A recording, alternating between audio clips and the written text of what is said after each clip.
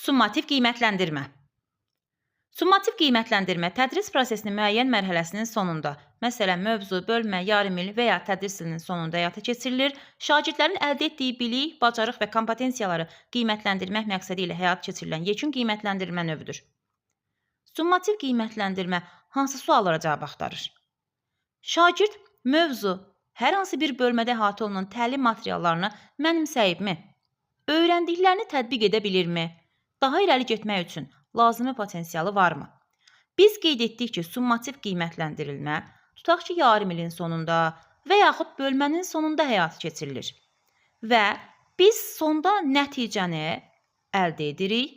Nəticədə şagirdin bölmə ərzində tutaq ki, fəaliyyətləri necə yerinə yetirib, öyrəndiyi bilik və bacarıqları necə tətbiq edə bilir və ya öyrəndiyi materialları mənimsəyə bilibmi? Biz daha tutaq ki, növbəti bölməyə keçmək üçün şagirdin potensialı varmı? Bunları yoxlamaq üçün summativ qiymətləndirilmə keçiririk. Hansı ki, əgər bölmənin daxilində və ya sonunda summativ qiymətləndirmə keçiririksə, bu kiçik summativ, əgər yarım ilin və ya tədris ilinin sonunda keçiririksə, böyük summativ qiymətləndirilmədir.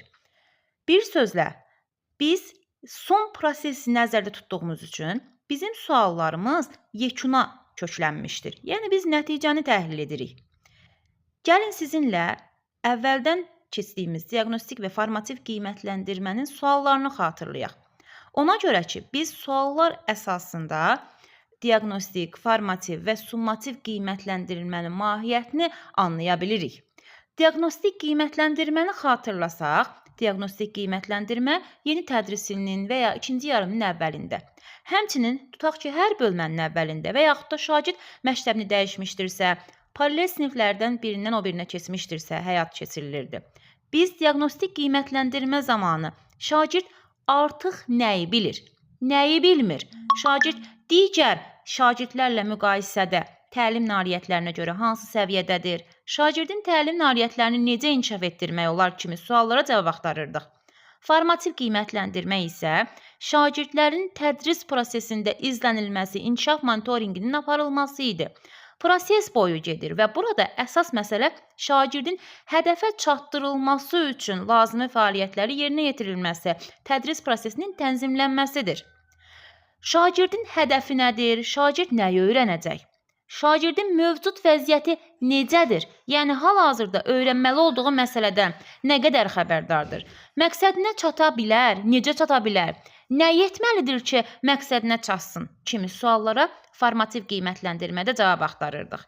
Summativ qiymətləndirmədə isə qeyd etdiyimiz kimi həm diaqnostik, həm də formativdən fərqli olaraq biz nəticəyə fokuslanırıq. Belə ki, burada şagirdin yenə də qeyd edək, sonda əldə etdiyi nəticəsinə baxırıq, təhlil edirik və müəyyənləşdiririk ki, öyrəndiklərini tətbiq edə bilir, ya etmir. Növbəti bölmə üçün şagird hazırdırmı? O, lazımi potensialdadırmı artıq? Və yaxud da ki, bölmə ərzində mənimsədiklərini nümayiş etdirə bilirmi və ya materialları mənimsəmişmidir? Bax, bu kimi suallar bizdə summativ qiymətləndirmənin cavabını axtarır. Summativ qiymətləndirmənin əsas xüsusiyyətlərini sadalayaq.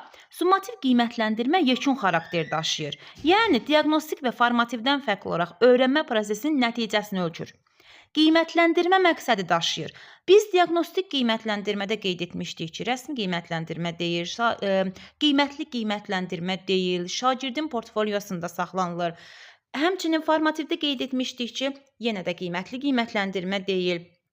Biz izləyirik, şagirdə rəy veririk, şagirdi irəli aparırıq. Ancaq summativ qiymətləndirmədə əsas məqsəd qiymətli qiymətləndirilmənin aparılmasıdır. Şagirdin nəticəsi 100 bal sistemi ilə ya rəsmi qiymətlərlə ifadə olunur. Məsələn, 75 bal 4 və ya 89 bal 5 və s. Müəyyən dövrlərdə aparılır. Hansı ki, bölmənin sonunda və ya yarım ilin sonunda və ya bir neçə mövzudan sonra bölmənin daxilində və ya ilin sonunda.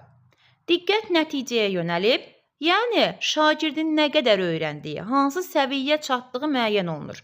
Rəsmi sənədlərdə qeyd olunur. Məsələn, sinif jurnalında, şagirdin şəxsi işində, elektron sistemlərdə və s. Qeyd etdik ki, şagirdin nəticəsi 100 bal sistemi ilə ifadə olunur. Məsələn, nümunə üçün 10, 11, 12, 13, 14, 15 sualdan ibarət nümunə hazırlamışam. Tutaq ki, müəllim 15 sualdan ibarət test tapşırığı hazırlayacaqdır summativ qiymətləndirilmə zamanı. Diqqət yetirməlidir ki, sualların ümumi sayına bərabər olaraq 100 bal tamamlansın. Eyni zamanda suallar çətinlik səviyyəsinə uyğun olaraq 1, 2, 3 və 4-cü səviyyələrə bölünsün. Bununla da müəllim sinifdə bərabər imkanları yaratmış olacaqdır. 1-ci və 4-cü səviyyələr üzrə tapşırıqlar ümumi sual faizinin 20%-ni, ümumi sual sayının 20%-ni daha doğrusu, 2-ci və 3-cü səviyyələr üzrə tapşırıqlar isə 30%-ni təşkil etməlidir. Burada istər zəif, istər güclü şagird həmin test tapşırıqlarından birini, bir neçəsini və yaxud da hamısını yerinə yetirəcəkdir.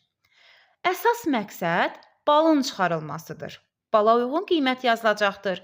Məsələn, summativin yoxlanılması zamanı biz uyğun olaraq 74 bal çıxarırıqsa, 74 bal bizdə 4 qiymətinə uyğun olmalıdır. Qeyd etdiyim kimi 0-30 bal 2, 30-60 bal aralığı 3, 60-80 bal aralığı 4, 80-100 bal aralığı isə 5 olacaqdır. Əsas burada diqqət yetirilməli olan 30, 60, 80 ədədləridir. Əgər şagird 30 almışdırsa 2, 30-dan, yəni 30 tamdan sonra, tutaq ki, hər hansı bir rəqəmlər gələcəksə, məsələn 30 onda 1, 30 tam 1000-də 24 və s.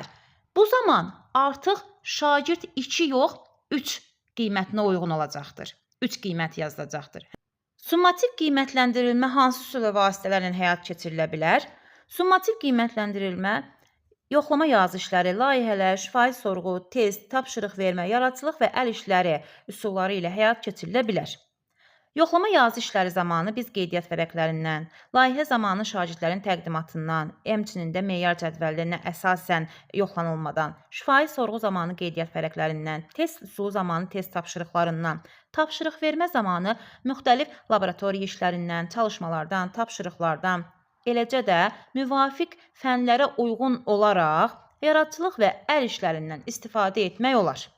Kiçik summativ qiymətləndirmə və böyük summativ qiymətləndirmə nəticələrinin sinif jurnalında qeyd olunması. Həm kiçik summativ, həm də böyük summativ qiymətləri sinif jurnalında qeyd olunur. Hansı ki, burada 2 sütunda yazılır. Birinci sütun, tutaq ki, birinci sütunda biz balı, ikinci sütunda isə qiyməti qeyd edirik. Məsələn, birinci bölmədə birinci şagird 75 balla 4 qiymət almışdır. Birinci sütunda biz balı qeyd edəcəyik, ikinci sütunda isə qiyməti qeyd edəcəyik. Əgər kiçik summativ qiymətləndirilmənin keçirildiyi gün şagird üzürlü səbəbdən summativ qiymətləndirilmədə iştirak etməmişdirsə, sinif jurnalında adının qarşısında nəticələr yazılan xana, yəni həm bal, həm də qiymət yazılan xana 2 hissəyə bölünür.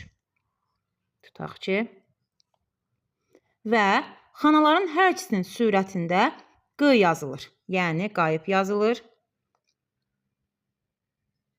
Səliqəsiz görünəcək. Məxrəcləri isə boş saxlanılır. Növbəti kiçik summativ qiymətləndirilmənin keçiriləcəyi günədək həmin şagirdə summativ qiymətləndirilmə keçirilə bilər. Ancaq təkrar summativ qiymətləndirmədə şagird iştirak etməyəcəksə, həmin boş saxlanılmış məxrəcdə yenidən Q yazılacaqdır.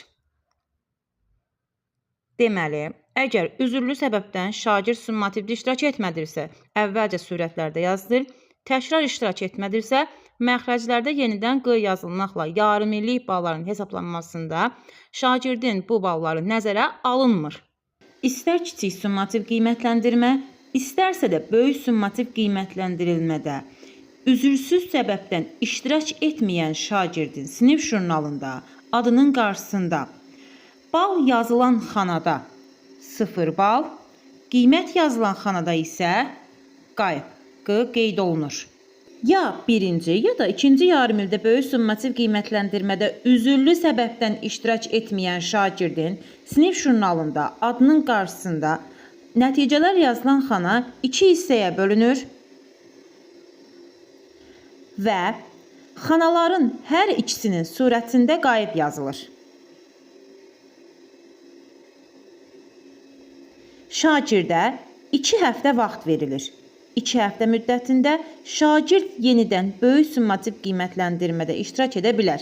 Əgər qeyd olunan müddətdə şagird təkrar summativ qiymətləndirmədə hər hansı bir səbəbdən iştirak etməzsə, böyük summativ qiymətləndirmə üzrə balı 0 qəbul olunur. Hansı ki, jurnalda məxrəcdə boş saxlanılmış bal yazılan xanada 0 bal, qiymət yazılan xanada isə Q yazılır.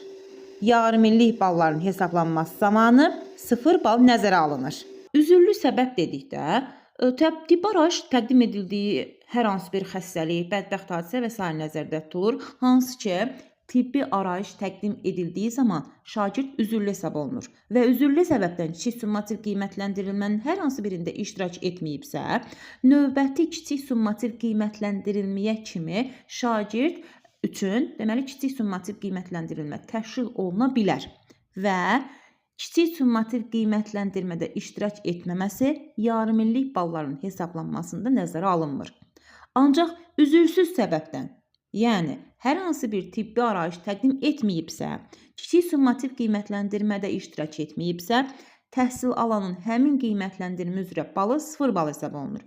Eyni zamanda yarımillik balların hesablanması zamanı nəzərə alınır. Yəni, onun tutaq ki, kiçik summativ qiymətləndirmə 1 üçün balı 0 bal qəbul olunur. Üzürsüz səbəbdən istər birinci, istərsə də ikinci yarımil üzrə keçirilən böyük summativ qiymətləndirmədə iştirak etməyən şagird həmin qiymətləndirmələr üzrə balı 0 bal götürülür. Və yaxud şagird istər birinci, istər ikinci yarımil üzrə böyük summativ qiymətləndirmədə üzürlü səbəbdən, yəni hər hansı bir tibbi arayış təqdim edərək iştirak etməyibsə, həmin summativ qiymətləndirmə günündən sonra növbəti 2 həftə müddətində böyük summativ qiymətləndirilmə təşkil edilməklə o summativ verə bilər. Qeyd olunan müddətdə şagird böyük summativ qiymətləndirmədə hər hansı səbəbdən təkrar iştirak etmədikdə böyük summativ qiymətləndirmə üzrə balı 0 bal qəbul olunur. Summativ qiymətləndirmələrdə iştirak etməyən təhsil alanlar üçün sinifdə istifadə olunan eyni səviyyəli yeni qiymətləndirmə vasitələri. Tutaq ki, mən iştirak etməyən şagird üçün bugün əvvəl verdiyim summativlə eyni səviyyədə ancaq yeni qiymətləndirmə tapşırıqları hazırlamalı və təqdim etməliyəm. Siniflər üzrə kiçik və böyük summativ qiymətləndirmələrin keçirilməsi. Birinci sinifdə nə kiçik, nə də böyük summativ qiymətləndirmə yoxdur. Yəni, birinci sinifdə ümumiyyətlə summativ qiymətləndirilmə keçirilmir. Birinci sinif yalnız diaqnostik və formativ qiymətləndirilmə təşkil olunur birinci siniflər üçün. Ancaq 2-11-ci siniflər arası bütün siniflərdə kiçik summativ qiymətləndirilmə təşkil olunur. Hansı ki, bir yarım ildə ən azı 3, ən çoxu 6 dəfə summativ qiymətləndirilmə keçirilməlidir və 1-45 dəqiqə ərzində nəzərdə tutulmuşdur. Ümumilikdə böyük summativ qiymətləndirilmələr isə yalnız bütün fənlər üzrə 4-cü, 9-cu, 11-ci siniflər üçün nəzərdə tutulub. Digər siniflər üçün, hansı ki, bu siniflərə aiddir, 5, 6, 7, 8 və 10-cu siniflər buraxılış fənləri üzrə Azərbaycan dili, riyaziyyat və ingilis dili fənlərindən böyük summativ qiymətləndirilmə keçirilir. İkinci və üçüncü siniflərdə isə böyük summativ qiymətləndirilmə yoxdur. Deməli, ümumiyyətlə summativ qiymətləndirilmə keçirilmir birinci sinifdə, böyük summativ qiymətləndirilmə keçirilmir ikinci və üçüncü sinifdə, kiçik summativ qiymətləndirilmə keçirilir birinci sinif xaric olmaqla 11-ci sinifə qədər bütün siniflərdə, yalnız buraxılış fənləri üzrə keçirilir 5-ci, 6, 7, 8-ci və 10-cu siniflərdə, bütün fənlər üzrə böyük summativ qiymətləndirilmə keçirilir 4-cü, 9-cu və 11-ci siniflərdə. Şagirdlərin yaş xüsusiyyətlərini nəzərə alaraq hər fənn üzrə böyük summativ qiymətləndirmə ibtidai təhsil səviyyəsində 45 dəqiqə ərzində, yuxarı siniflərdə isə 45-90 dəqiqə, yəni 2 akademik dərs saatı müddətində keçirilməsi nəzərdə tutulur. Eyni zamanda böyük summativ qiymətləndirilmələr dəstənkənar vaxtı təşkil olunur. Əlavə olaraq onu da qeyd edim ki, ümumi təhsil müəssisələrinin tam orta təhsil səviyyəsində təmayülləşmə tətbiq olunan 10-cu sinifdə tam orta təhsil səviyyəsi üzrə nəzərdə tutulmuş buraxılış imtahanı fənləri ilə yanaşı, müəssisənin pedaqoji şurasının qərarı ilə müəyyənləşdirilmiş ən çoxu 3 təmayül fənn üzrə böyük summativ qiymətləndirilmə keçirilə bilər. Lisey və gimnaziyaların 10 sinifində tam orta təhsil səviyyəsi üzrə nəzərdə tutulmuş buraxılış imtahanı fənləri ilə yanaşı, yenə də müəssisənin pedaqoji şurasının qərarı ilə müəyyənləşdirilmiş şəkildə 3 fənn üzrə böyük summativ qiymətləndirilmə keçirilə bilər. Ümumi təhsil müəssisəsinin 5-8 siniflərində ümumi orta təhsil səviyyəsi üçün və ya tam orta təhsil səviyyəsində təmayülləşmə tətbiq olunmayan 10-cu sinifində həmin təhsil səviyyəsi üzrə nəzərdə tutulmuş buraxılış imtahanı fənləri ilə yanaşı, müəssisənin pedaqoji şurasının qərarı ilə müəyyənləşdirilmiş ən çoxu digər 3 fənn üzrə də böyük summativ qiymətləndirilmə keçirilə bilər. Təhsil alanların summativ qiymətləndirmədə topladığı ballar eyni zamanda uyğunlaşdırıldığı qiymət, summativ qiymətləndirilmənin aparıldığı tarixdə həm sinif jurnalında, həm də məktəbli kitabçasında qeyd olunmalıdır. Böyük summativ qiymətləndirilmələrin nəticələri ümumi təhsil müəssisəsinin fəaliyyətinin təhlilində, gələcək strategiyaların müəyyənləşdirilməsində əsas rol oynayır və ümumiyyətlə böyük summativ qiymətləndirilmə məktəb rəhbərliyi tərəfindən həyata keçirilir. Müəssisənin metodik şurasının alt bölmələri tərəfindən qiymətləndirmə vasitələri test bankı yaradılır və mütəmadi olaraq test bankı yenilənir. Müəssisənin rəhbərliyi tərəfindən yarımilin əvvəlindən böyük summativ qiymətləndirilmələrin cədvəli hazırlanır. Cədvəl zamanı mövcud məktəbin şəraiti, siniflər, fənn müəllimləri, nəzarətçilər, komissiya üzvləri, yoxlayıcı komissiya üzvləri, böyük summativ qiymətləndirilmələr üçün nəzərdə tutulmuş gün və saat, ümumi təhsil müəssisəsinin maddi tədris bazasının imkanları və s. nəzərə alınır, qeyd olunur. Burada böyük summativ qiymətləndirilmələrin keçirilməsi zamanı obyektivlik və şəffaflıq qorunur. Qiymətləndirmələrin təşkili, qiymətləndirmə vasitələrinin hazırlanması, nəzarətçilərin seçilməsi, komissiyanın yaradılması, onlarla işin təşkili, ballar və qiymətlərinin yazılmasına nəzarət, protokollaşdırılması, jurnala köçürülməsi müəssisənin rəhbərliyi tərəfindən, daha doğrusu jurnala köçürülməsinə nəzarət müəssisənin rəhbərliyi tərəfindən həyata keçirilir. Böyük summativ qiymətləndirmə nəticələrinin sinif jurnalına köçürülməsi, yarımillik və illik qiymətlərin hesablanaraq sinif jurnalında vaxtında qeyd olunması ayrı-ayrı fənn müəllimləri tərəfindən həyata keçirilir. Protokolların ümumi təhsil müəssisəsinin direktoru tərəfindən möhürlə təsdiqlənməsi, eyni zamanda həmin protokolların ümumi təhsil müəssisəsinin rəhbərliyi tərəfindən qovluqda saxlanılması və s. bu və ya bu kimi məsələlər birbaşa məktəbin təlim-tərbiyə işi üzrə direktor müavininin nəzarəti ilə həyata keçirilir. Yarımillik və illik qiymətlərin hesablanması. Böyük summativ qiymətləndirilmə aparılmayan fənlər üzrə yarımillik bal kiçik summativ qiymətləndirilmədə toplanılmış ballar əsasında aparılır. Məsələn, tutaq ki, birinci yarımillik ərzində şagird 3 summativ qiymətləndirmə üzrə, deməli, birinci summativdə 68, ikinci summativdən 70, üçüncü summativdən isə 60 bal toplamışdır. Biz bu summativlərin cəmini tapıb sayına bölürük və alacağıq 66. Deməli, əgər tutaq ki, 3-cü sinifdə böyük summativ qiymətləndirilmə yoxdur, şagirdin yarımil qiyməti kiçik summativ qiymətləndirmə əsasında aparılmalıdır. Biz nə edəcəyik? Kiçik summativ qiymətləndirilmələrin sayını toplayıb sayına böləcəyik. Hansı ki, nümunədə verildiyi kimi tutaq ki, şagird 68, 70 və 60 ballar almışdırsa, onun yarımillik qiyməti 66 olacaqdır. Böyük summativ qiymətləndirilmə aparılan fənlər üzrə yarımillik bal kiçik və böyük summativ qiymətləndirilmədə toplanılan ballar əsasında aparılır. Belə ki, yarımillik bal müəyyənləşdirilərkən kiçik summativ qiymətləndirilmələrin cəmini sayına bölüb 40%-ni tapır. Böyük summativ qiymətləndirmə nəticəsinin 60% ilə toplayırıq. Məsələn, yəni biraz əvvəl götürdüyümüz kimi tutaq ki, yarım ildə şagird kiçik summativ qiymətləndirmələrdən 68, 70 və 60 bal toplamışdır. Biz toplayırıq, sayına bölürük və həmin aldığımız cavabın 40%-ni tapırıq. Tutaq ki, 4-cü sinifdə Azərbaycan dili fənnidir. Eyni zamanda şagird Azərbaycan dili fənnindən böyük summativ qiymətləndirmə də vermişdir və buradan 75 bal toplamışdır. Biz həmin 75 balın 60%-ni tapacağıq.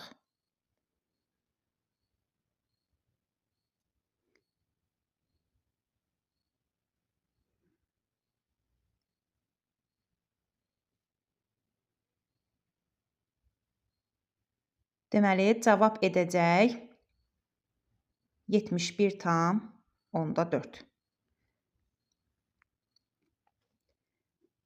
Yarımillik balı hesablayarkən, əgər böyük summativ qiymətləndirilmə keçirilmişdirsə, kiçik summativ qiymətlendirmələrin cəmini sayına bölüb 40%-ni tapır.